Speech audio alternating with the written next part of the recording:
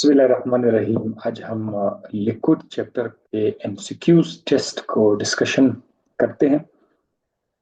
अ,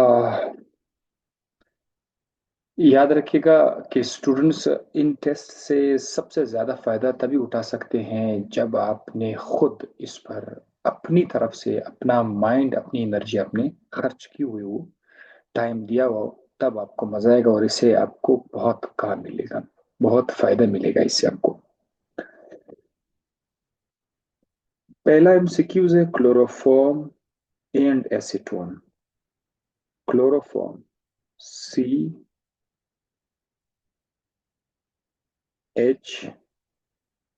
carbon के साथ एक हाइड्रोजन और कार्बन के साथ 3 क्लोरीन के एटम्स।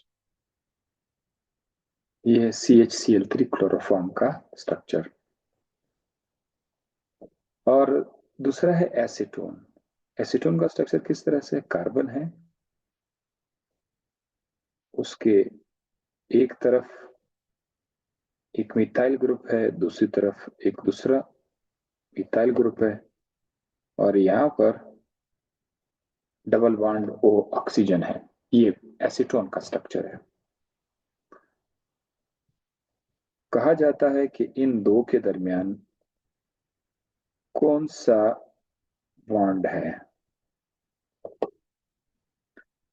ऑप्शन ए में दिया हुआ इंस्टेंटेनियस डाइपोल, ऑप्शन बी में है डाइपोल डाइपोल, ऑप्शन सी जो कि नेक्स्ट पेज पर है, ऑप्शन सी, उसमें है intermolecular hydrogen bonding. Intermolecular hydrogen bonding. और डी में लिखा हुआ है ऑल ऑफ द अबव।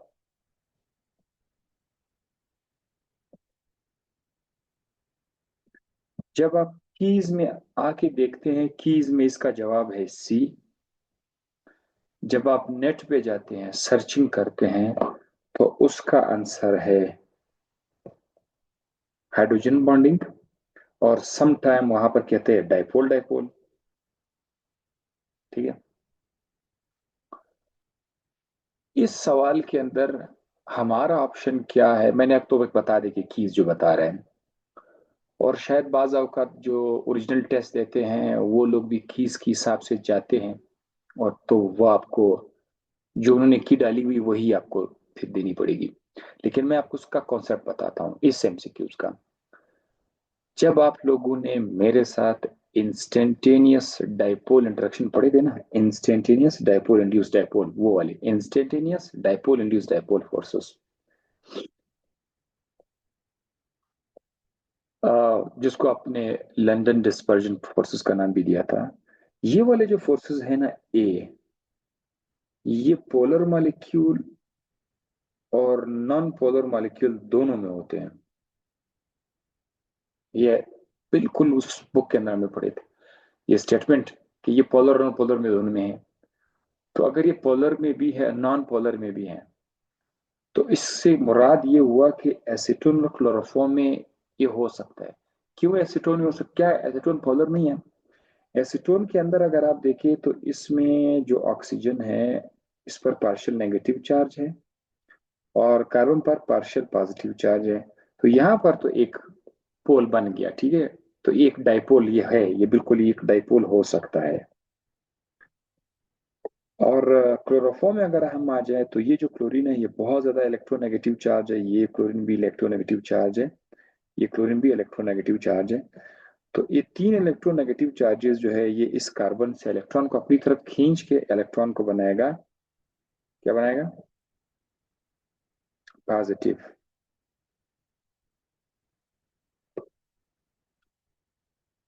और इससे क्या होगा? ये जो हाइड्रोजन है ये भी पार्शियल पॉजिटिव हो जाएगा। ठीक है। अगर ये एक प्रॉपर डाइपोल नहीं, फिर भी डाइपोल तो है, हमें नजर आ रहा है। ठीक है। तो डाइपोल डाइपोल फोर्सेस यहाँ पॉसिबल है। अब ठीक है, आपको समझ आया क्लोरोफॉर्म भी डाइपोल है, तो मैंने कहा क्लोरोफॉर्म भी डाइपोल है, एसीटोन भी डाइपोल है।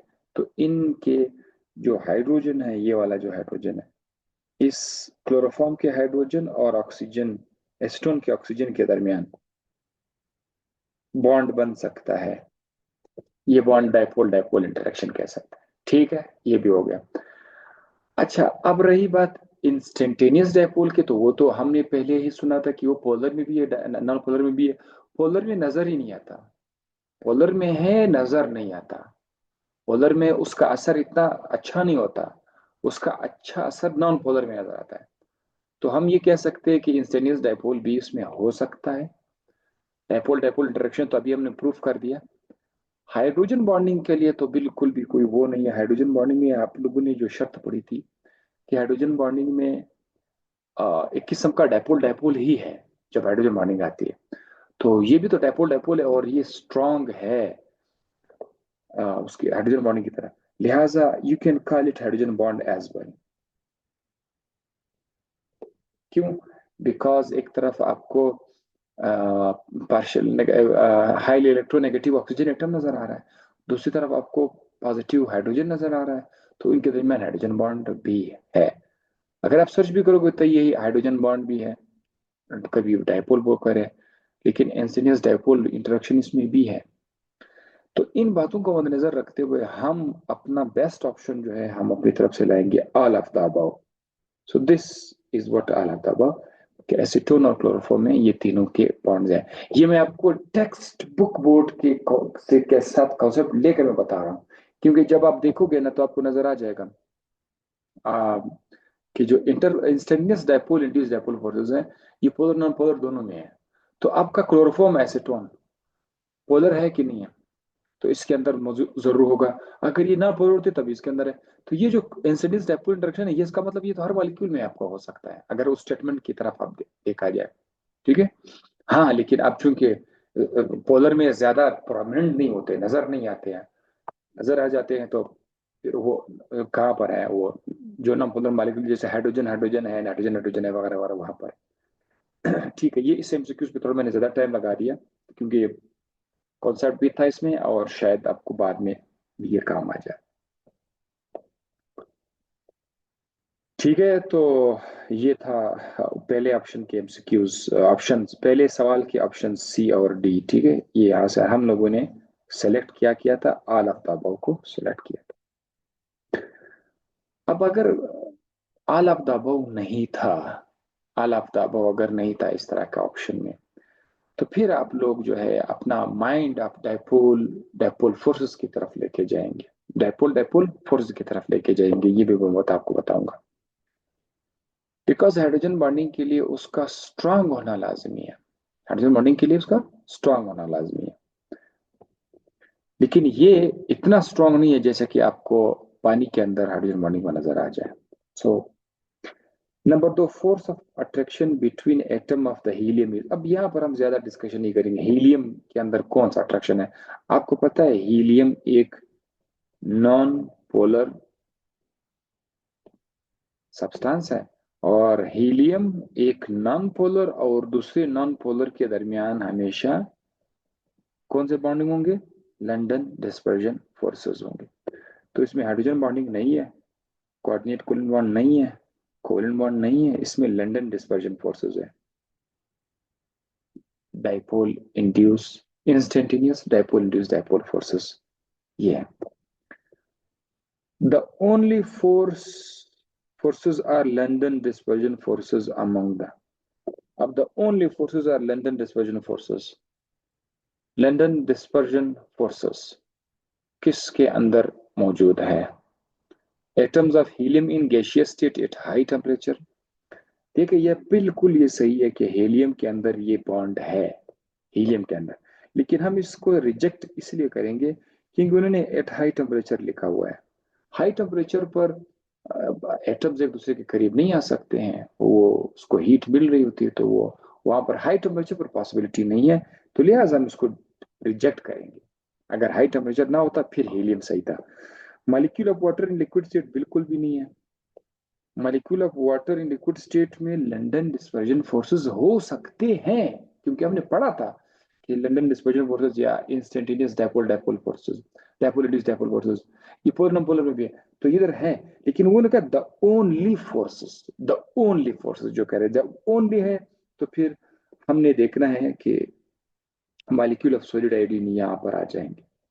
मॉलिक्यूल ऑफ सॉलिड आयोडीन, जो आयोडीन है ना, आयोडीन सॉलिड, इसके अंदर फिर आप हो सकते हैं क्योंकि ये नॉन पोलर है। मॉलिक्यूल ऑफ सॉलिड आयोडीन में नॉन पोलर, तो yes this option is correct. Molecule of solids में, सॉलिड आयोडीन में ओनली फोर्स है वो है लैंटन डिस्पर्जन फोर्सेस। अब यहाँ पर आपको डाइपोल डाइपोल फोर्स नजर नहीं आएगा, हाइड्रोजन बॉन्डिंग आपको नजर नहीं आएगा, ऐसा कुछ नहीं होगा। The density of water decreases when it is freezed at 0 degree centigrade because of, कहता है कि वाटर की डेंसिटी डिक्रीज हो जाती है जब उसको फ्रीज करते हैं 0 डिग्री सेंटीग्रेड पर। ये कमाल की बात है। आम लिक्विड जो है, आम लिक्विड, कोई दूसरा लिक्विड अगर आप उठाओगे, उसका टेम्परेचर अगर आप कम करोगे, टेम्परेचर मिसाल उसका टेम्परेचर आप 100 से 70 कर दोगे तो उसकी डेंसिटी डी बढ़ जाएगी। 70 से 30 कर दोगे, टेम्परेचर मजीद कम करोगे, ठंडा करोगे, तो उसकी डेंसिटी उससे भी ज्यादा बढ़ जाएगी। 30 से आप उसको 10 डिग्री टेम्परेचर मतलब और कम करोगे तो डेंसिटी और भी बढ़ जाएगी। और अगर आप 0 डिग्री सेंटीग्रेड पर लाओगे तो उसकी डेंसिटी और भी बढ़ जाएगी।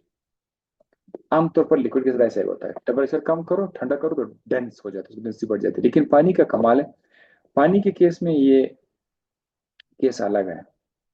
पानी के केस में अगर आप H2O ले लेते हैं, H2O 100 डिग्री सेंटीग्रेड पर अगर आप उसको 100 से कम करके 70 पे लाओगे, ठीक है, आम लिक्विड की तरह यहाँ पर ये भी ऐसा बिहेव करता है कि उसकी डेंसिटी बढ़ जाती है। 70 से 30 करोगे तो उसकी डेंसिटी और भी बढ़ जाती है। ठीक है, यहाँ तक तो ठीक है। लेकिन ये कब तक ऐसा होता है? ये 4 डिग्री सेंटीग्रेड तक ऐसा होगा। 4 डिग्री सेंटीग्रेड तक कम करोगे तो डेंसिटी बढ़ जाएगी। लेकिन 4 के बाद, 4 डिग्री सेंटीग्रेड के बाद, 4 से 3 या 2 या 1 या 0 डिग्री सेंटीग्रेड तक अगर आप लाओगे तो यहाँ पर उसकी डेंसिटी कम हो जाती है। डेंसिटी कम हो जाती है। 4 से 3 और कम हो जाती है, 3 से 2 और कम हो जाती है, 0 पर और भी कम हो जाती है। तो ये एक अलग सा बिहेवियर है पानी का बाकी लिक्विड के साथ। ये सवाल आपसे ये पूछा जा रहा है कि पानी 0 डिग्री सेंटीग्रेड पर इसकी डेंसिटी क्यों कम हो जाती है। The density of water decrease, इन्होंने खुद कहा है कि डिक्रीज हो जाती है व्हेन इट इज फ्रीज्ड, जब इसको ठंडा किया जाए 0 डिग्री से। बिकॉज ऑफ व्हाट, इसकी वजह क्या है? बॉन्ड लेंथ चेंज हो जाता है। बिल्कुल भी इसका कोई ताल्लुक ही नहीं है बॉन्ड लेंथ का इस डेंसिटी के साथ, और ना तो बॉन्ड एंगल का है, ना cubic structure of ice tetrahedral. Empty space present in the structure of ice, ये करेक्ट जवाब है। बर्फ के अंदर खाली स्पेस, ये हम ये डिस्कस कर चुके हैं कि बर्फ जब बनता है पानी के अंदर खाली स्पेस बन जाते हैं, उन स्पेस की वजह से इसका डेंसिटी कम हो जाती है। याद रखिए, इसकी डेंसिटी जो है वो कम हो जाती है, और इन्हीं स्पेस की वजह से, डेंसिटी कम होने से वॉल्यूम बढ़ जाता है। ये एक फैक्ट है, डेंसिटी कम होगी तो वॉल्यूम बढ़ जाएगा। डेंसिटी कम होगी, वॉल्यूम बढ़ जाएगा। वॉल्यूम बढ़ने से जो बीकर है, उस बीकर अगर वो बंद है तो फट जाएगा। जैसे कि पाइप है, पाइप्स, सर्दियों में पाइप क्यों फट जाते हैं? क्योंकि पानी जब लिक्विड की शक्ल में होता है तो पाइप नहीं फटते। वो पानी जब बर्फ बन जाता है तो पानी अपने आप को एक्सपेंड करता है, वॉल्यूम बढ़ा देता है अपनी डेंसिटी कम होने की वजह से, जिसकी वजह से पाइप फट जाते हैं। ठीक है, तो शायद ये सवाल भी आपसे पूछे कि पाइप क्यों फटते हैं, तो ये जवाब भी मैंने इसके अंदर अभी शामिल कर दिया। हालांकि इसमें अभी तक वॉल्यूम का जिक्र नहीं है था, सिर्फ डेंसिटी का जिक्र है, तो अब आपको पता चल गया कि वॉल्यूम बढ़ जाएगा, डेंसिटी कम हो जाएगी वाटर का।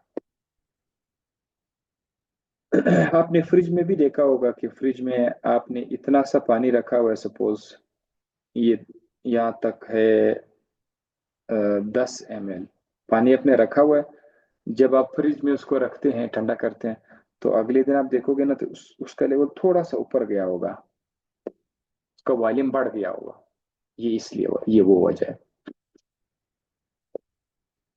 Which one of the following is the weakest intermolecular force? सबसे कमजोर इंटरमॉलिक्यूलर फोर्स क्या है?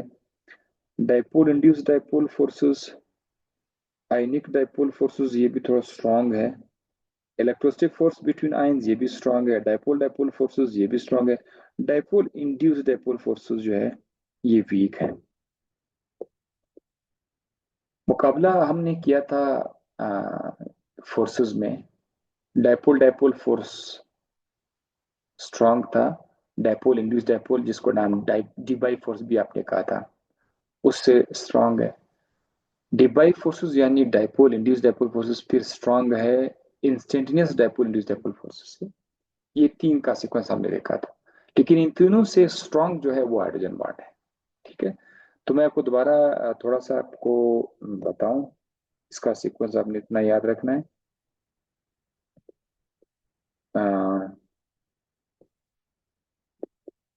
यहाँ पे कहीं पे मैं ढूंढ लेता हूँ।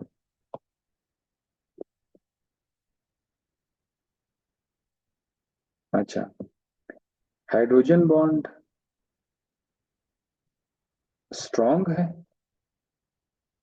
किससे? डाइपोल डाइपोल से, और डाइपोल डाइपोल फिर स्ट्रांग है dipole induced dipole, dipole induced dipole से, और डाइपोल इंड्यूस डाइपोल फिर स्ट्रांग है लंदन फोर्सेस से, लंदन लंदन फोर्सेस। अब इसमें आपने डाइपोल इंड्यूस डाइपोल फोर्सेस का नाम क्या रखा हुआ है? Debye forces. हाँ, I think yes, dipole induced dipole forces का डी बाई फोर्सेस का मेरा नाम रखा हुआ है Debye. London dispersion forces का नाम क्या था? Instantaneous, instantaneous dipole induced dipole, ये नाम हमने दिया था। और ये जो था ये हमें सिर्फ और सिर्फ नॉन पोलर में नजर आया था, याद है आपको? सिर्फ ओनली नॉन पोलर में था, जबकि डाइपोल इंड्यूस डाइपोल जो था ये वाला डी बाई फोर्सेस, ये between between polar, between polar, ये polar and non polar, polar और नॉन पोलर के दरमियान ये बनता था। एक मॉलिक्यूल पोलर था दूसरा नॉन पोलर था, तो उन दोनों के दरमियान ये बन सकता था। ठीक है, डाइपोल डाइपोल जो था ये आपको पोलर के दरमियान नजर आ रहा था। ठीक है, पोलर के अंदर। अच्छा, ये जो लंदन डिस्पर्जन फोर्सेस है ये मैंने कहा था कि नॉन पोलर में ज्यादा प्रोमिनेंट होते हैं, ज्यादा प्रोमिनेंट मतलब आपको इसका असर नॉन पोलर में नजर आएगा, लेकिन वैसे ये होता है पोलर के अंदर भी, ये है, हमने पढ़ा था पोलर और नॉन पोलर दोनों में, लेकिन नॉन पोलर में ये बस इसका असर आपको नजर आएगा, पोलर में ये छुपा हुआ है, इसका असर नजर नहीं है, लेकिन इसका असर नजर। अच्छा, बाकी हाइड्रोजन बॉन्डिंग का तो बहुत क्लियर आपको बता चुका हूँ, उसके लिए तो जाहिर है ऑफ कोर्स पोलर होनी चाहिए। ठीक है, सो पोलर पोलर। अच्छा, हाँ, डेंसिटी हो गया, which one of the following ये भी हो गया, the gases can be converted into liquids by, अब गैस को लिक्विड में कन्वर्ट कर सकते हैं, जाहिर है प्रेशर ज्यादा करना पड़ेगा, इंक्रीजिंग द प्रेशर ओनली, ये जवाब दुरुस्त है प्रेशर ज्यादा करने से, लेकिन उन्होंने ओनली लिखा हुआ है कि सिर्फ प्रेशर बढ़ाओ तो वो लिक्विड बन जाएगा, ऐसा नहीं हो सकता। लोअरिंग द टेम्परेचर, टेम्परेचर कम करने से, एंड इंक्रीजिंग द प्रेशर, ये वाला पॉइंट भी सही है, टेम्परेचर कम करो और प्रेशर ज्यादा करो, बिल्कुल इस पॉइंट से जो है आपका लिक्विड वो हो सकता है, गैस आपका लिक्विड में कन्वर्ट हो सकता है। तो मैं इस पर टिक मार्क कर लेता हूँ, जरा लिखते जाइए। इंक्रीजिंग द प्रेशर, इधर फिर से प्रेशर बढ़ाने से, and bringing the temperature below critical point, यहाँ पर उन्होंने टेम्परेचर को भी कम करने का जिक्र किया हुआ है कि टेम्परेचर कम करे, लेकिन एक चीज को बाकायदा स्पेसिफाई किया हुआ है कि टेम्परेचर को क्रिटिकल पॉइंट से नीचे ला के, क्रिटिकल पॉइंट आपको मैंने बताया हुआ, क्रिटिकल टेम्परेचर, क्रिटिकल प्रेशर, सही है। तो अगर आप टेम्परेचर को क्रिटिकल टेम्परेचर से नीचे लाओगे, तब आपका लिक्विड जो है वो, गैस जो है वो लिक्विफाई हो जाएगा। अदरवाइज अगर आपका टेम्परेचर ऊपर है, क्रिटिकल से ऊपर है, आप जितना प्रेशर कम करोगे फिर कोई फायदा नहीं होगा। लिहाजा this is the best option then. A सही था लेकिन ओनली की वजह से रिजेक्ट किया, बी सही है ठीक है, लेकिन सी सी की वजह से रिजेक्ट किया था, क्योंकि सी में चीजों को ज्यादा उन्होंने वो किया हुआ है, शो किया हुआ है। तो इसी तरह से हम सिर्फ सी को ही यहाँ पे ले लेंगे, डी नहीं है। The intermolecular forces in liquids are, liquids के अंदर, लिक्विड्स अभी कोई भी वो नहीं बताया पोलर नाम पोलर है, कहता है लिक्विड्स के अंदर कौन सी जो इंटरमॉलिक्यूलर फोर्सेस है वो क्या है लिक्विड के अंदर। Very strong, reasonably strong, very weak. अब हम यहाँ पर कहेंगे वेरी स्ट्रांग तो नहीं कह सकते हैं, क्योंकि वेरी स्ट्रांग के लिए हम लोग सॉलिड की तरफ जाएंगे, लेकिन रेजोनेबली स्ट्रांग जो है वो है लिक्विड के लिए, तो हम डी ऑप्शन लिखेंगे। क्योंकि ये असल में बात गैस से है, गैस में बहुत कमजोर है ये इंटरमॉलिक्यूलर फोर्सेस। अगर आप लिक्विड में जाएंगे तो लिक्विड में वो थोड़े बहुत स्ट्रांग हो जाते हैं, थोड़े बहुत स्ट्रांग हो जाते हैं, इसीलिए तो वो लिक्विड बन जाता है। लेकिन जब आप सॉलिड में जाएंगे तो सॉलिड में वो बहुत ज्यादा स्ट्रांग होता है, इसीलिए तो वो सॉलिड हो जाते हैं। तो क्यों कुछ चीजें गैस है, कुछ चीजें लिक्विड है, कुछ चीजें सॉलिड है, ये इंटरमॉलिक्यूलर फोर्सेस की वजह से है। गैस अगर गैस है तो इसलिए क्योंकि इंटरमॉलिक्यूलर फोर्सेस कमजोर है। लिक्विड अगर लिक्विड है तो क्यों, क्योंकि इंटरमॉलिक्यूलर फोर्सेस स्ट्रांग है। सॉलिड अगर सॉलिड है तो क्यों, क्योंकि इंटरमॉलिक्यूलर फोर्सेस और भी स्ट्रांग है। ठीक है। तो ये नेचर ने कैसे, अल्लाह ताला ने क्या तरतीब बनाया हुआ, गैस कुछ चीजें हमारे आसपास, कुछ चीजें हैं, सब सब मैटर ही है।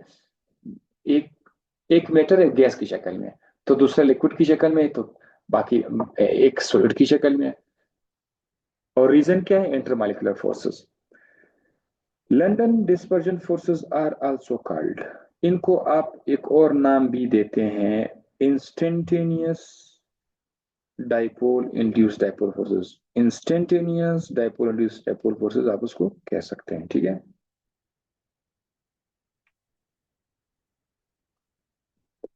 In a group on going downward polarizability generally, polarizability क्या हो जाती है, इंक्रीज हो जाती है। ये आपको चैप्टर में पढ़ा था कि ग्रुप में जब आप जाते हैं ना पीरियोडिक टेबल में, ग्रुप्स में, तो पहला जो एलिमेंट एलिमेंट होगा उसका साइज छोटा होगा, उसके बाद जो होगा उसका बड़ा होगा, और जब आओगे तो उससे भी बड़ा होगा, और नीचे आओगे तो उससे भी बड़ा होगा, ये साइज तरह बढ़ते जाते हैं। किस साइज को छेड़ना आसान है कि उसके इलेक्ट्रॉन जल्दी जल्दी से डिस्टर्ब हो जाए, जो बड़ा साइज है उसको छेड़ना आसान है, उसको डिस्टर्ब करना आसान है। डिस्टर्ब का मतलब ये कि आप इसके इलेक्ट्रॉन है ना, इसको आप आसानी से एक तरफ दूसरी तरफ शिफ्ट कर सकते हैं, एक तरफ प्लस चार्ज आ जाए, दूसरी तरफ माइनस चार्ज आ जाए, ये इस तरह आप कर सकते हैं। ये आसान है, इजी है। और ये जो छोटा साइज है ना, छोटे साइज वालों का इलेक्ट्रॉन क्लाउड को डिस्टर्ब करना मुश्किल है, तो उनको पोलर बनाना मुश्किल है। तो पोलराइजिबिलिटी ज्यादा हो जाती है जब हम ऊपर से नीचे आएंगे। यही वजह है कि हेलोजन के खानदान में फ्लोरीन का साइज छोटा है, क्लोरीन का साइज थोड़ा बड़ा है, ब्रोमीन का साइज उससे भी थोड़ा बड़ा है, आयोडीन का साइज सबसे ज्यादा बड़ा है। तो फ्लोरीन और क्लोरीन, इनका साइज चूंकि छोटा है, तो ये आपको गैस की शक्ल में नजर आएंगे, क्योंकि इनके दरमियान इंटरमॉलिक्यूलर फोर्स कमजोर है। और इंटरमॉलिक्यूलर फोर्स इसलिए कम है क्योंकि ये स्मॉल साइज के हैं, ये डिस्टर्ब अच्छे तरीके से पोलराइज नहीं हो सकते हैं, तो गैस है। लेकिन अगर आप ब्रोमीन में आ जाए, ब्रोमीन कमाल है, ब्रोमीन इज लिक्विड। आपसे कोई पूछे कि भाई क्यों ब्रोमीन लिक्विड है, ब्रोमीन इसलिए लिक्विड है क्योंकि ब्रोमीन के एटम का साइज बड़ा है। तो एक ब्रोमीन दूसरे ब्रोमीन के दरमियान क्या बन सकता है, एक ब्रोमीन के मॉलिक्यूल और दूसरे ब्रोमीन के मॉलिक्यूल के दरमियान इंटरमॉलिक्यूलर फोर्स बन सकता है। ठीक है। वहां पर जो ये जो लंदन फोर्सेस है वो आ सकते हैं, स्ट्रांग हो सकते हैं, इसीलिए वो लिक्विड है। अब आयोडीन फिर सोलिड बन गया है, यानी यानी आप नीचे जाओगे तो आयोडीन का साइज इतना बड़ा हो गया, उसके अंदर इतनी ज्यादा पोलराइजेबिलिटी आ रही है कि वो बिल्कुल थोड़ी, यानी उसके अंदर बॉन्ड स्ट्रांग हुआ, बॉन्ड एक ही है लेकिन स्ट्रांग हो रहा है। फ्लोरीन फ्लोरीन में वही फोर्स है, लंडन फोर्सेस है, लेकिन वो वीक है। ब्रोमीन में भी वही लंदन फोर्सेस है, लेकिन वो थोड़े बहुत स्ट्रांग हो जाते हैं। और आयोडीन में वो लंदन फोर्सेस और भी स्ट्रांग हो जाते हैं, इसीलिए आयोडीन को सॉलिड बना देता है। तो against group on going downward, polarity generally increase, yes आ जाएगा। Hydrocarbon molecules with large chain lengths experiences. Hydrocarbon के जो मॉलिक्यूल है जिसके अंदर लंबे लंबे चेन लेंथ है, कहते हैं उसको क्या होगा, उनके अंदर अट्रैक्टिव फोर्सेस कमजोर होंगे, स्ट्रॉन्गर अट्रैक्टिव फोर्स होंगे, रिपल्सिव फोर्स ज्यादा होगा, नॉन अट्रैक्टिव। देखिए इसका ऑप्शन है बी, दुरुस्त जवाब है। अगर आपके पास एक ऐसा हाइड्रोकार्बन है जिसमें सिर्फ 3 कार्बन है, हाइड्रोकार्बन आपको मैंने बताया हुआ है हाइड्रोजन और कार्बन वाले कंपाउंड, इसमें मैं फिलहाल हाइड्रोजन शो नहीं कर रहा। और यहाँ पर एक और हाइड्रोकार्बन है, उसमें चेन लेंथ बड़ा है, इसमें 6 कार्बन है। तो किस क्या अट्रैक्टिव फोर्सेस जो है इंटरमॉलिक्यूलर फोर्सेस किस में स्ट्रांग है, तो ये जिसका चेन लेंथ ज्यादा है इसमें स्ट्रांग होगा, और इसमें क्या होगा, इसमें वीक होगा। इसीलिए तो आप देखते हैं ये जो हाइड्रोकार्बन है, 3 कार्बन वाला हाइड्रोकार्बन है, प्रोपेन है, मीथेन है, ईथेन है, प्रोपेन है। मीथेन का जो बॉइलिंग पॉइंट है वो बहुत बहुत कम है, ईथेन का थोड़ा ज्यादा हो जाता है, प्रोपेन का थोड़ा ज्यादा हो जाता है, अब ब्यूटेन का उससे भी ज्यादा होता है, पेंटेन का उससे भी ज्यादा हो जाता है। आस्ता आस्ता वो बढ़ रहा है क्योंकि उनका चेन लेंथ बढ़ रहा होता है, उनका बॉइलिंग पॉइंट बढ़ रहा है। बॉइलिंग पॉइंट क्यों बढ़ रहा है, क्योंकि उनके दरमियान इंटरमॉलिक्यूलर फोर्स स्ट्रांग हो रहा है। तो चेन लेंथ जब ज्यादा होगा, इंटरमॉलिक्यूलर फोर्स स्ट्रांग होगा। वो जो क्या है, एक कार्बन जो है एक बॉन्ड का कनेक्शन देगा, तो दूसरा कार्बन दूसरा बॉन्ड कनेक्शन देगा, तीसरा कार्बन तीसरा साइट देगा, जगह देगा इंटरमॉलिक्यूलर फोर्स बनाने के लिए। इसी तरह जितने ज्यादा कार्बन होंगे उतने ज्यादा कांटेक्ट पॉइंट्स होंगे बॉन्ड बनाने के लिए, तो ज्यादा कांटेक्ट पॉइंट्स होंगे ज्यादा स्ट्रांग होगा। ये इन मतलब दूसरा मॉलिक्यूल जब आ जाएगा यहाँ पर आपने देख लिया ये इस तरह के, तो इनके दरमियान अगर हम बॉन्डिंग लिख देंगे तो ज्यादा कार्बन होंगे, ज्यादा कांटेक्ट पॉइंट्स होंगे, ज्यादा बॉन्ड्स आएंगे, इसीलिए ये स्ट्रांग है बनिस्बत वीक है। तो ये उसके पीछे एक रीजन है। ये चैप्टर के दौरान जब मैं आपको पढ़ा रहा था वो सारी चीजें वहां पर एक एक डिस्कस हो चुकी है, लेकिन मैं फिर से इसमें ये एक किस्म का रिवीजन हो रही है आप लोगों की। HF has exceptionally low acidic strength due to HF का एसिडिक स्ट्रेंथ लो, इस पर तो मैंने बाकायदा वीडियो रिकॉर्ड की हुई, बाकायदा एक सिंगल वीडियो लेक्चर इस पर रिकॉर्ड और आपने देखी हुई है, ठीक है। तो मैं इस पर ज्यादा अब यहाँ पर बहस नहीं करूंगा, स्ट्रॉन्ग हाइड्रोजन बॉन्डिंग की वजह से इसका एक ही जवाब है। Polypeptide chains are coiled about one another into spiral by है। अब आप जब आप प्रोटीन के अंदर जाएंगे पॉलीपेप्टाइड चेन, ये बायोलॉजी में आप जाएंगे सेकेंडरी स्ट्रक्चर में, तो हमने देखा था कि इस तरह से प्रोटीन की चेन इस तरह से एक दूसरे के साथ कोयल हो गए हैं, प्रोटीन का चेन लंबा सा चेन। कहता है ये क्यों ऐसा हुआ है, ये क्यों, because of the hydrogen bonding, क्योंकि इसके अंदर हाइड्रोजन बॉन्डिंग है, और हाइड्रोजन बॉन्डिंग ने हमारे डीएनए को भी स्टेबल करके रखा हुआ है। हाइड्रोजन बॉन्डिंग ने प्रोटीन के सेकेंडरी स्ट्रक्चर टर्सरी स्ट्रक्चर वहां पर भी उसने उसको स्टेबल किया हुआ है। सो लिहाजा इसका जवाब क्या आएगा, 12 हम जरा चेक करते हैं 12 का। 12 का यहाँ देख लेते हैं, यस आयनिक बॉन्ड है, नो कोवलेंट बॉन्ड है, नो हाइड्रोजन बॉन्ड, यस, ठीक है। तो ये क्वेश्चन नंबर 12 का आंसर है D. 13 the strongest forces are, मजबूत फोर्सेस कौन से हैं, स्ट्रॉन्गेस्ट फोर्सेस। इन सब हाइड्रोजन बॉन्डिंग अगर है ना तो हम लोग पहले हाइड्रोजन बॉन्डिंग कर लेते, अगर हाइड्रोजन बॉन्डिंग ना होता फिर हम लोग डायपोल डायपोल को कर लेते, तो हाइड्रोजन बॉन्डिंग है। Debye forces are present in one of the following pairs. Debye forces आपको बताया था, dipole induce dipole, dipole induce dipole किसके दरमियान हो सकता है, सोडियम और water.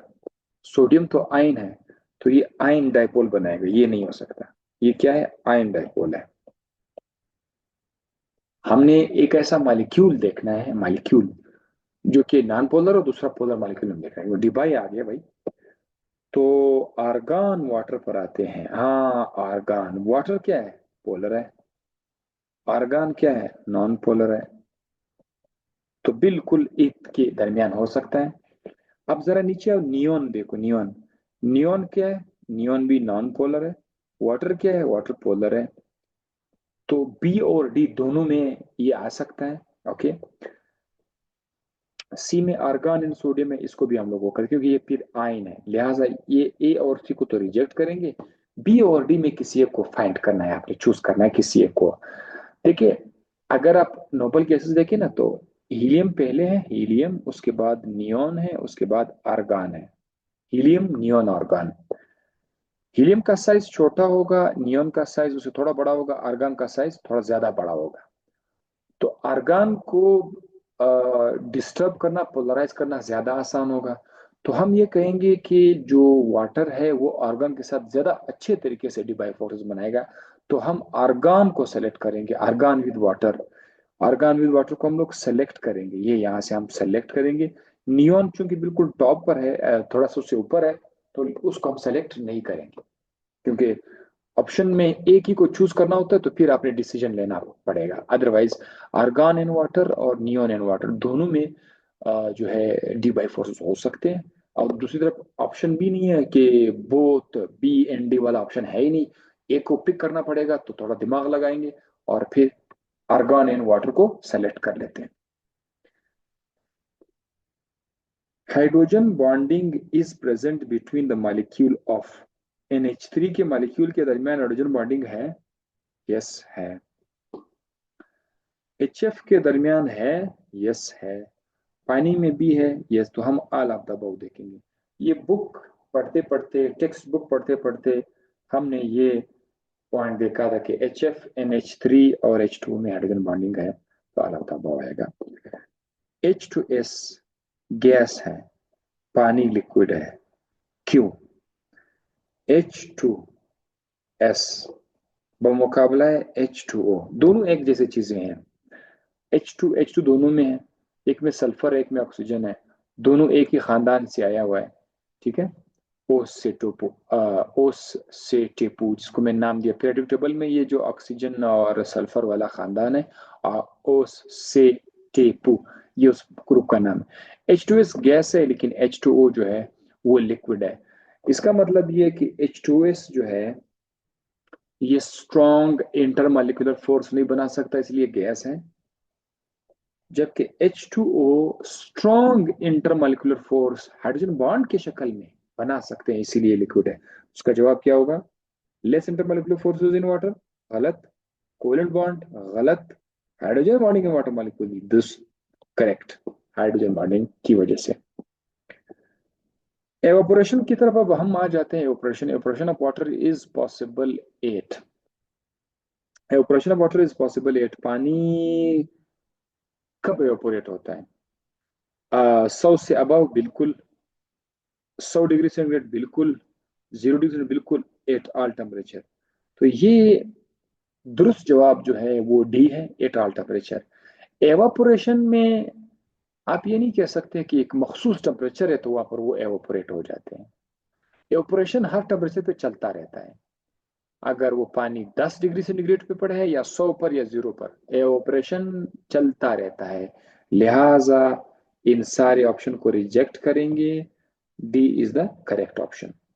Rate of evaporation, evaporation का रफ्तार, and the rate of condensation at equilibrium. अब ये जब मैं आपको बॉइलिंग पॉइंट पढ़ा रहा था, तो ये वहां पर आप लोग पढ़ चुके हो माशाल्लाह से। तो कहते हैं एवापोरेशन का रफ्तार कंडेंसेशन के साथ इक्वल हो जाता है। ठीक है, एट इक्विलिब्रियम। अब उन्होंने इक्वल नहीं लिखा हुआ, at equilibrium. So rate of rotation and rate of rotation at equilibrium becomes what? Becomes equal. तो हम बिकम्स इक्वल ले लेते हैं। ये मैं एक्सप्लेन कर चुका हूँ ये चीजों को। अब यहाँ पर दोबारा मैं एक्सप्लेन नहीं कर सकता इसको, वीडियो में हो चुका था। ठीक है, और पूरा डायग्राम के साथ। और जिस स्टूडेंट ने लेक्चर गौर से सुने थे वो मेरा लेक्चर देखते हुए हाथ ऊपर करे कि yes sir, yes sir, yes sir, मैं गवाही देता हूँ, पढ़ा है हम लोगों ने, ठीक है।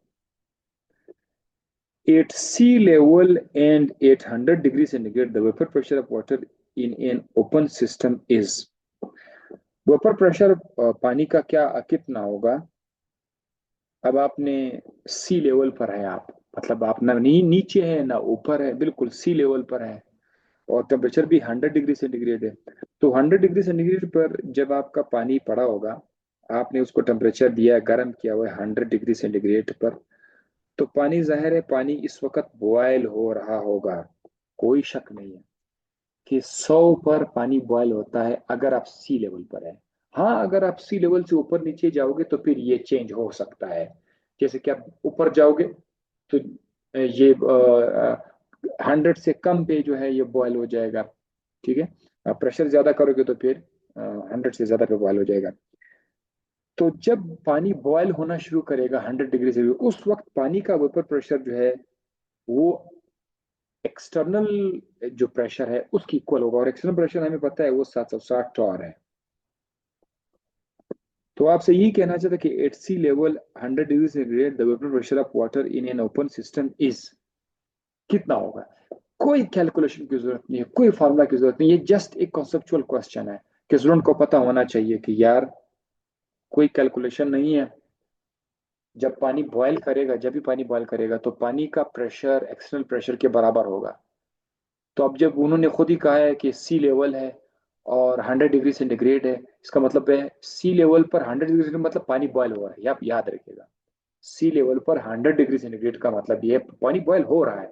जब पानी बॉयल हो रहा है तो उसका मतलब ये है कि इसका प्रेशर जरूर 760 के बराबर होगा, जरूर जरूर 7। तो 760, 760 mmHg is correct option. A liquid on evaporation causes, जब कोई लिक्विड एवोपोरेट हो रहा है तो उससे क्या होता है, कूलिंग इफेक्ट होता है। इसमें कोई एक्सप्लेनेशन है ही नहीं भाई, जब भी एवोपोरेशन होती है तो ठंडक महसूस होती है। Escape of high energy molecules from the surface of a liquid is called, ये एक लिक्विड है, इस लिक्विड के अंदर मॉलिक्यूल्स हैं, सरफेस पर भी है मॉलिक्यूल, दरमियान में भी है, नीचे भी है। तो ये जो सरफेस वाले मॉलिक्यूल ये खुद ब खुद स्केप हो रहे होते हैं, सरफेस के ऊपर जो मॉलिक्यूल है ये खुद ब खुद जब स्केप होते हैं any at any temperature, this is called evaporation. So ये डी वाला ऑप्शन करेक्ट है। Which of the following liquids has low vapor pressure at 25 degree centigrade. अब 25 डिग्री सेंटीग्रेड है, टेम्परेचर काफी कम है। कहता है वेपर प्रेशर किसका कम होगा। देखिए वेपर प्रेशर मांग रहे हैं कि किसका कम होगा, decrease vapour pressure. Vapour pressure decrease का मतलब ये है कोई ऐसा लिक्विड जिसके अंदर स्ट्रॉन्ग इंटर मॉलिक्यूलर फोर्स हो, आईएमएफ। आईएमएफ वो वाला आईएमएफ नहीं जिसे हम लोग बार बार उधार लेते हैं, ठीक है, बार बार उधार लेते हैं और बेड़ा गर्क करते हैं अपना भी और पूरा सफाया।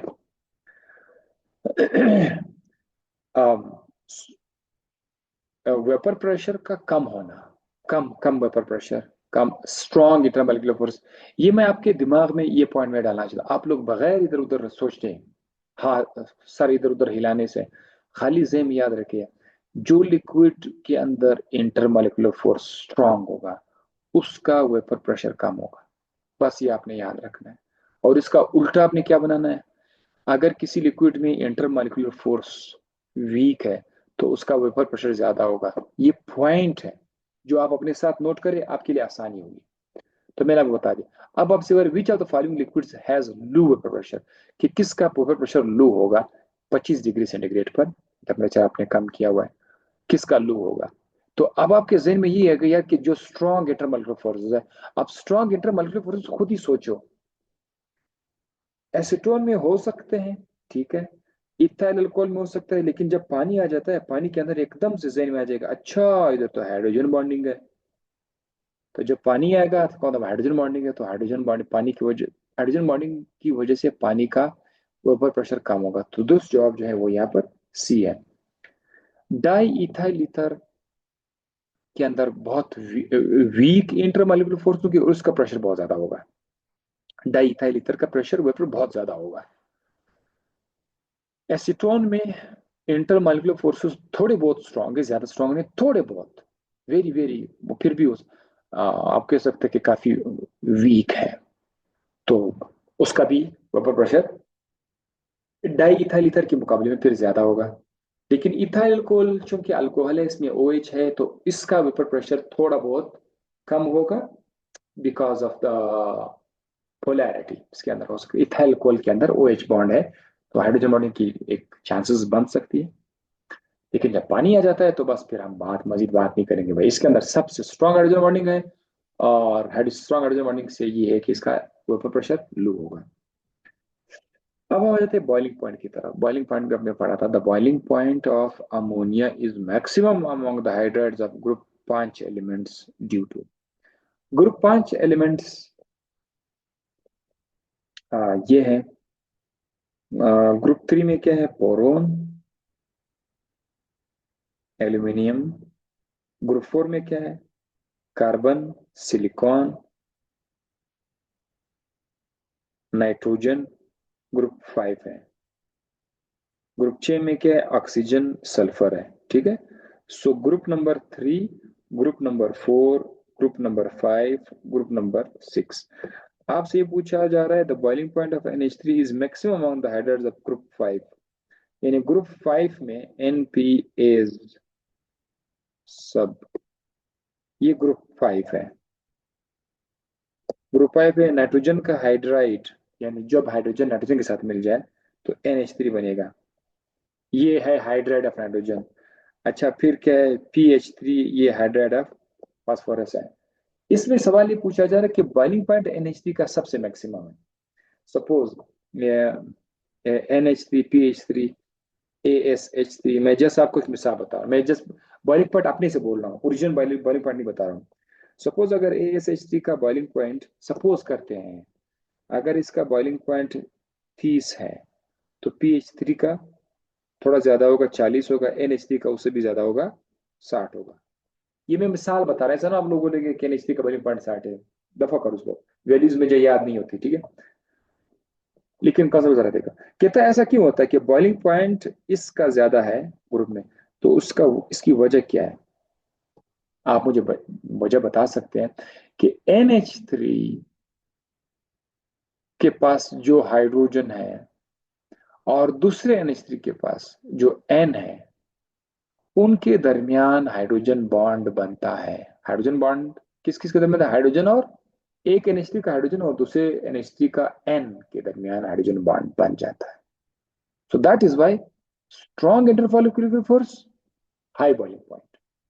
Strong intermolecular force, high boiling point. यहां से हम लोग ऊपर जो मैंने आपको एक फार्मूला दिया था ना, उसमें लिखो strong intermolecular force, boiling point ज्यादा। Strong intermolecular force, boiling point ज्यादा, वेपर प्रेशर कम। Weak intermolecular force, boiling point कम, वेपर प्रेशर ज्यादा। ये पॉइंट आप लोग नोट करें। इधर लिख लेता हूं, वीक IMF से मुराद वेपर प्रेशर ज्यादा, बॉइलिंग पॉइंट कम। ठीक है। तो 23 में कौन सा एग्जैक्ट आंसर आ जाएगा?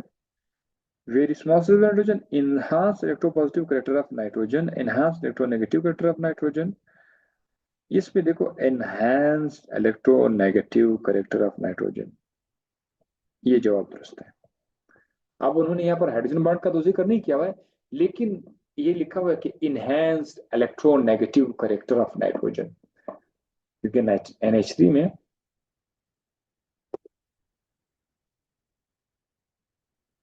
ये NH3, एक NH3 और दूसरे NH3 का स्ट्रक्चर है। H पर पॉजिटिव चार्ज है, N पर पार्शियल नेगेटिव चार्ज, इस पर लॉन पेयर भी है, तो इनके दरमियान अच्छा खासा हाइड्रोजन बॉन्ड बन सकता है, हाइड्रोजन बॉन्ड बन सकता है, नहीं। So enhance electronegative character is the correct answer. बाकी पिरामिडल स्ट्रक्चर इसके साथ कोई ताल्लुक नहीं है, पिरामिडल स्ट्रक्चर का। A very small size of nitrogen a very small size of nitrogen.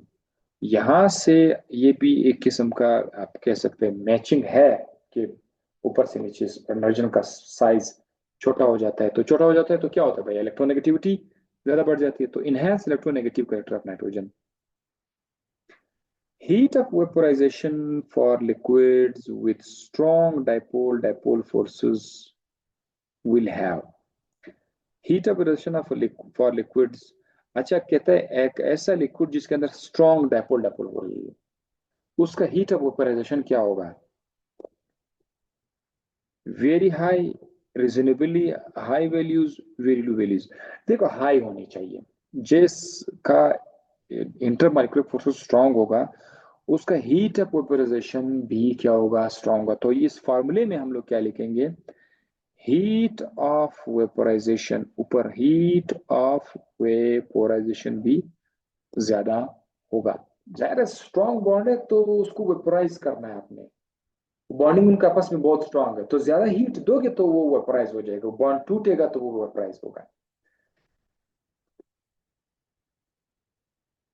तो उनकी वैल्यू क्या होगी, हीट ऑपरेशन, उनकी उनकी हीट कम होगी या ज्यादा, उनकी हीट ज्यादा होगी। सो हम लोग क्या लिखेंगे, रीजनेबली हाई वैल्यूज या वेरी हाई वैल्यूज, ये दोनों ही हो सकता है। ठीक है, रीजनेबली हाई वैल्यूज, तो हम रीजनेबली हाई वैल्यूज पे हम आ जाएंगे।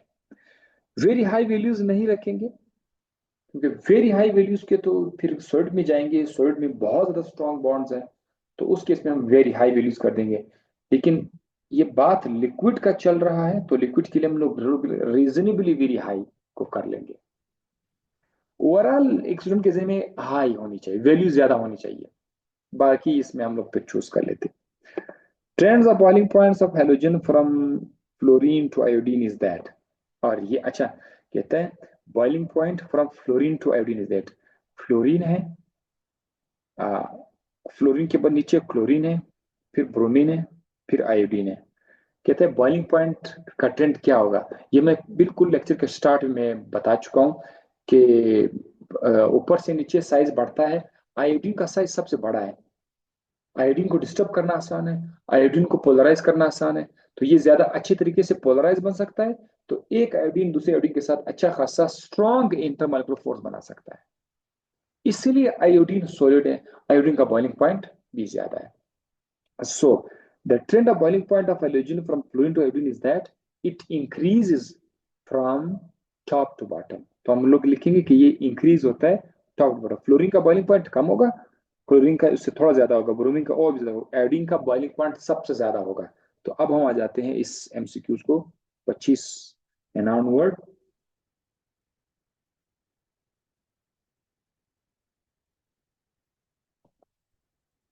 Yes, decrease is negligible, remain constant, increase, ये करेक्ट ऑप्शन है। ट्रेंड जो है बॉइलिंग पॉइंट का ट्रेंड ऊपर से नीचे ज्यादा होना चाहिए। Liquids have low boiling point provided, liquids के बॉइलिंग पॉइंट लो होंगे बशर्त ये के very high vapour pressure, very low vapour pressure, low pressure, high vapour pressure at given temperature. आपको मैंने फॉर्मूला बताया था ना, जादू वाला फॉर्मूला। अब आप लू बॉइलिंग पॉइंट अगर आपको चाहिए तो वेपर प्रेशर ज्यादा होना चाहिए, फॉर्मूला आप चेक करिए आपको पता चल जाएगा, वेपर प्रेशर ज्यादा होना चाहिए। सो इसमें क्या आएगा, हाई लू बॉइलिंग, लिक्विड्स हैव लू boiling point provided high vapour pressure. तो हाई वेपर प्रेशर आपको कहां पर, वेरी हाई वेपर प्रेशर, ये है वेरी हाई, वेरी लू तो हो ही नहीं चाहिए, लू प्रेशर ये भी नहीं, ये दो खुद रिजेक्ट कर लेते हैं। ये वेरी हाई है और यहाँ पर high vapour pressure at given temperature, हम डी ऑप्शन को रिजेक्ट करेंगे। वजह क्या है, क्योंकि ये कहता है कि एक खास टेम्परेचर पर अगर उसका प्रेशर ज्यादा हो। नहीं नहीं नहीं, हमें एक ऐसा लिक्विड चाहिए जो किसी भी टेम्परेचर पर थोड़ा सा ज्यादा करोगे तो उसका वेपर प्रेशर ज्यादा होना चाहिए। So very high vapour pressure का जो लिक्विड होगा उसका बॉइलिंग पॉइंट लो होगा। ठीक है, so A is the correct option. Molar heat of preparation of water is, पानी का मोलर हीट कितना है, 40.6 किलो जूल पर मोल। अब ये वो वाहिद सवाल है जो कि रटा वाला सवाल आया, मतलब इतने सारे सवाल में से कोई रटा नहीं था। जस्ट अपने याद रखना कि भाई पानी का मोलर हीट ऑफ रिएक्शन कितना था? पानी का 1 मोल ले लो, 1 मोल यानी 18 ग्राम, पता है ना, 1 मोल पानी इज 18 ग्राम, शाबाश। अगर आप 18 ग्राम पानी लोगे, उसको आप गर्म करना शुरू करो, उसको आप गर्म करो, सारा का सारा 18 ग्राम जो है ये वेपोराइज हो जाए। चेक करो कितना हीट आपने दिया, तो आप चेक करोगे 40.6 किलो जूल पर मोल आपने दिया होगा। सो हमेशा जब भी वाटर को वेपोराइज करोगे, 1 मोल वाटर को, तो आपको 40.6 किलो जूल पर मोल की हीट आपको देनी पड़ेगी। अगर ये किलो जूल नहीं था ना, जूल आया था ना, तो फिर आप 40 को 1000 से मल्टीप्लाई करेंगे, तो ये तकरीबन 40,000 जूल पे रहेगा। अगर कभी एमसीक्यू ऑप्शन में किलो जूल नहीं था, जूल दिया था, जूल पर मोल दिया था, तो फिर आपको जो है 40 नजर नहीं आएगा, फिर आपको 40,000 नजर आ जाएगा। 40,000 4 लाख बनता है। Yes, 40,000, yes. 40 को आप 1000 से मल्टीप्लाई करिए, वही आंसर होगा। Boiling point for water under 23। अब ये पॉइंट बहुत मजे की बात है। पानी का बॉइलिंग पॉइंट 23.7 टॉर के नीचे आ रहा है। आमतौर पर पानी का जो बॉइलिंग पॉइंट है वो एक्सटर्नल प्रेशर का मोहताज है। 760 टॉर पे पानी पहुंचेगा तो पानी बॉयल होना शुरू करेगा। और ये आपका एक्सटर्नल प्रेशर है, ठीक है। अगर आपने इस एक्सटर्नल प्रेशर को कम कर दिया, 700 से आपने 500 पे लाया, 500 टॉर पे लाया, तो पानी जल्दी बॉयल करेगा। पानी क्या करेगा? जल्दी बॉयल करेगा और लेस टेम्परेचर पे बॉयल करेगा, लेस टेम्परेचर पे बॉयल करेगा। अब 100 पे बॉयल नहीं करेगा, अब ये सपोज 60 पे बॉयल करेगा। अगर आपने प्रेशर को और कम कर दिया, यानी वो कह रहे 23, ओ माय गॉड, 23.7 टॉर, बहुत कम प्रेशर आपने बना लिया है, इतना कम कर दिया भाई। एक्सटर्नल प्रेशर जितना कम करोगे, आपके बॉइलिंग पॉइंट को कम खर्चा कर, आपके आपके लिक्विड को कम खर्चा करना पड़ेगा। वो कम टेम्परेचर पर जो है वो बॉयल हो जाएंगे। जैसे आप एक्सटर्नल प्रेशर को कम करोगे, ठीक है, एक्सटर्नल प्रेशर को आप कम करोगे, सॉरी, एक्सटर्नल प्रेशर को कम करोगे, तो फिर आपका जो लिक्विड है उसको बहुत ज्यादा टेम्परेचर फिर इसको चाहिए बॉयल करने के लिए, सॉरी, लू टेम्परेचर चाहिए। ये बार बार अच्छा में इसमें एक कंफ्यूजन आ जाती है। अब मैं आपको इसका बताने के लिए एक मिसाल बताता हूँ ताकि कंफ्यूजन खत्म हो जाए, क्योंकि मैं भी इसमें कभी कभी कंफ्यूज हो जाता हूँ। लेकिन करेक्शन आपको कराता हूँ, स्टूडेंट्स भी इस तरह का गोश्त है, आप उसको बॉयल करना चाहते हैं, पानी में रखोगे, तो पानी तो 100 डिग्री सेंटीग्रेड से ज्यादा नहीं रखते, आप गोश्त को ज्यादा हीट देना चाहते हैं ना, ज्यादा हीट, आप उसको ज्यादा टेम्परेचर देना चाहते हैं, ज्यादा टेम्परेचर देना चाहते हैं, तो आप उसको प्रेशर कुकर के अंदर रख दो ताकि उसका प्रेशर बढ़ जाए।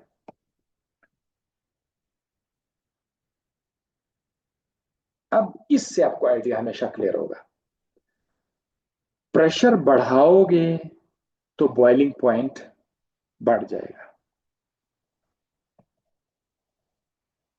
ये आइडिया आपने जहन में रखना है।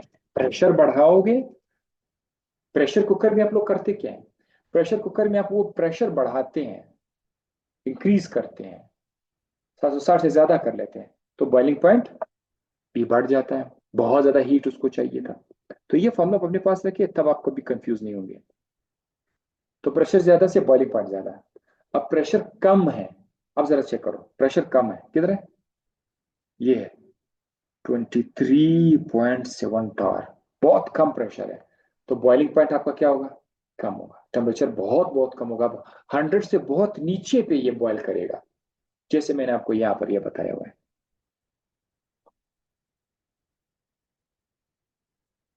प्रेशर आपने कम कर दिया, बच्चा 500 टॉर तक लाया, बॉयल जल्दी होगा लेस टेम्परेचर पर, तो ये फॉर्मूला तो चल रहा है। अब आप 23.7 का प्रेशर, इतना कम प्रेशर ला रहे हो तो बहुत कम टेम्परेचर होगा। अब कम टेम्परेचर जहन में रखना है आपने कि यार ये कम टेम्परेचर क्या हो सकता है, 100 तो बिल्कुल भी नहीं हो सकता। इसको तो मैं अभी से, क्योंकि 100 के लिए 760 का प्रेशर हमने रखा था, 98 डिग्री सेंटीग्रेड इतना थोड़ा सा कम हो गया? नहीं नहीं नहीं, आपने प्रेशर को इतना ज्यादा कम कर दिया हुआ है, तो बॉइलिंग पॉइंट बहुत ज्यादा कम होना चाहिए। तो इसमें बहुत ज्यादा कम वैल्यू किस पर आएंगे? 25 degree centigrade is the best. कोई कैलकुलेशन की जरूरत नहीं है, कोई फार्मूला की जरूरत नहीं है, स्टूडेंट को सोचना है खाली इन सवालात का मकसद क्या है। ये आपके दुश्मन नहीं है, ये सवालात स्टूडेंट को मजबूर करते हैं सोचने पर। जब उनका दिमाग सोचना शुरू करेगा तो वो एक दूसरी दुनिया में दाखिल हो जाएंगे, जहां पर वो सोचते सोचते बहुत सारी चीजों को टच करेंगे। लेकिन हमारे जहन में पता है सबसे बड़ा मसला क्या होता है? कि हम लोग सोचने के लिए बस बहुत सबसे मुश्किल काम है। हमें इंजॉयमेंट चाहिए, हमें फ्रेश चाहिए हर हाल में। सोचने वाली जो बात है ये हमें नहीं चाहिए, तो अक्सर हम पीछे रहते हैं। वाटर में बॉयल 8 120। अब देखो, वाटर वैसे 100 पे बॉयल हो सकता है, बॉइलिंग पॉइंट बढ़ा दिया यानी 120 पर भी बॉयल हो सकता है। क्या करना पड़ेगा? ये फॉर्मूला आपको याद है गोश्त वाला? अगर आप बॉइलिंग पॉइंट बढ़ा रहे हैं 120 पे हो सकता है, तो प्रेशर बढ़ाने, तो फिर क्या है? वाटर में boil at 120 when the external pressure is, जब एक्सटर्नल प्रेशर को बढ़ा दिया जाए। अब जरा देखो, 760 से आप बढ़ा दो उसको, 760 से बढ़ा दो, 700 रिजेक्ट, 100 रिजेक्ट, 760 रिजेक्ट। मतलब ये वाला हम लोग लेंगे यार, फिर से कोई न्यूमेरिकल की जरूरत नहीं, कोई फॉर्मूले की जरूरत नहीं है, सोचना पड़ेगा। वो कहते यार मैंने पानी को 120 डिग्री सेंटीग्रेड तक का बॉइलिंग पॉइंट देना। आमतौर पर पानी 100 पे बॉयल होता है, लेकिन 120 बॉयल करने को क्या पढ़ना पड़ेगा? भाई 120 पे बॉयल करने के लिए उसका प्रेशर 760 से ऊपर करना पड़ेगा। तो अब देखो 760 से ऊपर कौन ऑप्शन है? 700 एमएमएजी तो है ही नहीं, 100 तो है ही नहीं, 760 तो बिल्कुल इसकी इक्वल है।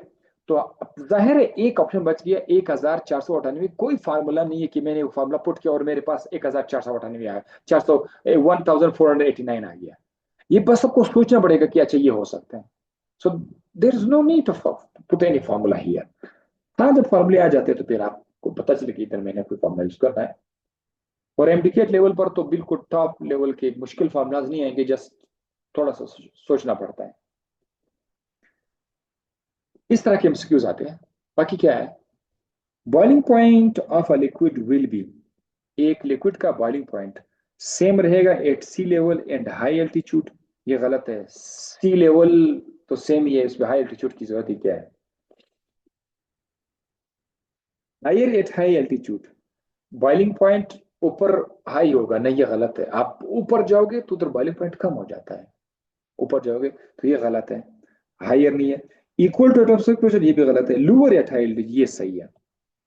और मान में बताया था कि आप केटू पहाड़ के ऊपर चढ़ जाते हैं, उधर आप पानी गर्म करते हैं, उधर आपका 100 डिग्री सेंटीग्रेड पानी बॉयल नहीं करता, वो 100 से पहले पहले पानी बॉयल करेगा, क्योंकि उधर प्रेशर बहुत कम है। हाई एल्टीट्यूड पर प्रेशर कम है, तो बॉइलिंग पॉइंट भी क्या हो जाएगा? कम हो जाएगा।